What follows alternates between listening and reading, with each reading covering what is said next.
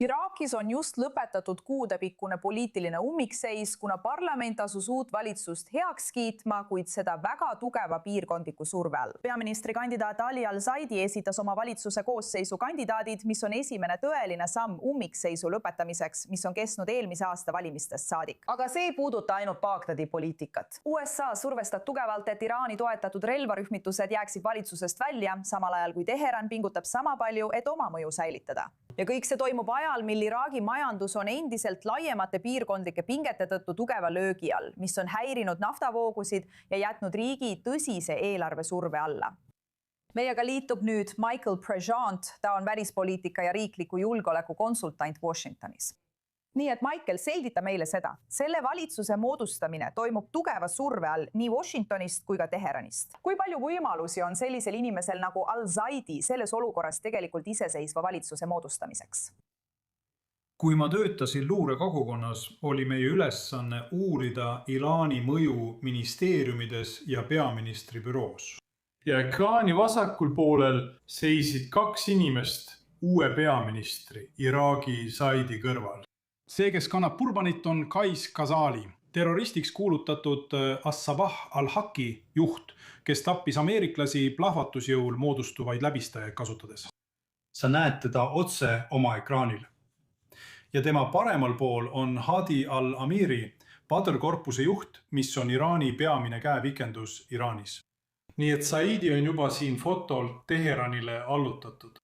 See on solvang Ameerika presidendile. Näitame neile inimestele, et president Trump püüab uut peaministrit valitsusest eemaldada. Näidame teda koos peaministriga, sest ameeriklased ei tea, kes need inimesed on. Ja see on peaminister Maliki, kes istus endise peaministri Maliki kõrval, kes istus Zaidi kõrval.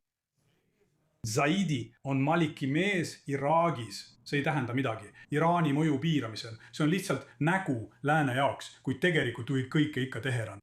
Ja sellel pildil siin, sellel fotol on 5 ametlikult terroristiks kuulutatud isikut. Ja üks peaminister Maliki, kes sisuliselt juhib kõike kulisside tagant. Õige! Praegu näeme teateid, et uus Iraagi peaminister vannutati ametisse osalise valitsusega, kuna parlamendiliikmed ei suutnud taas olulistes ametikohtades kokkuleppele jõuda. Kuidas mõjutab see hiljutine raport? Ma tahan siin selle kohta täpsemalt küsida, sest see on tõesti väga huvitav sündmus viimase nädala jooksul. Kuidas mõjutab hiljutine raport Iisraeli baasi rajamisest Iraagi kõrbes, mida väidetavalt USA üritas varjata, seda, kuidas Iraak näeb oma tulevast suhet Ameerika Ühendriikidega ja lõpuks ka seda, milline saab olema USA mõju tulevasele valitsusele?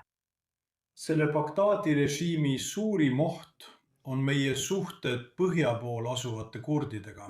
Ma ei räägi Bukist, ma räägin KDP-st, Barzani kurdidest. Just seal asuski Iisraeli baas, see oli nende territooriumil. Just seal oleme varem saavutanud kõige rohkem edu Al-Qaeda, ISISe ja Shia miilitsate vastu. Aga 2 võtmetähtsusega ametikohta, mis nüüd omavahel konfliktis on Kaitseministeerium ja Siseministeerium.